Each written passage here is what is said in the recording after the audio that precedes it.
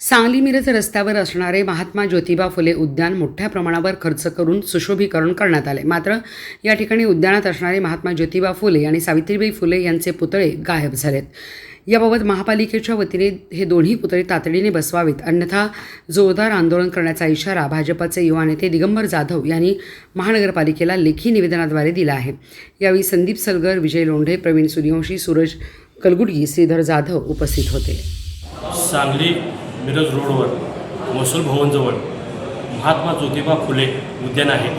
त्या ठिकाणी महापालिका प्रशासन असून ते आमदार सुरेशभाऊ खाडे यांच्या फंडातून 70 ते 80 लाख रुपये खर्च करून त्या ठिकाणी सुशोभीकरण करण्यात आलेलं आहे।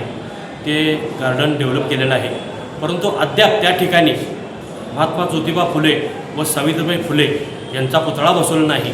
म्हणून आम्ही आज या ठिकाणी मागणी केलेली आहे की त्या ठिकाणी बाबा चबुतरा आहे, कट्टा आहे, खालचा वरची छत आहे, परंतु पुतळा मागे आहे असा ठेवलेला आहे। पूर्वीचा जुना पुतळा आहे तो ज्योतिबा फुलेंचा। आम्ही विनंती केली आहे की महात्मा ज्योतिबा फुलेंचा पुतळा व सावित्रीबाई फुलेंचा पुतळा लवकरात लवकर बसवावा। येत्या 8 दिवस आम्ही वाट बघणार, नाही तर त्या ठिकाणी एक जोरदार आंदोलन करणार आहोत।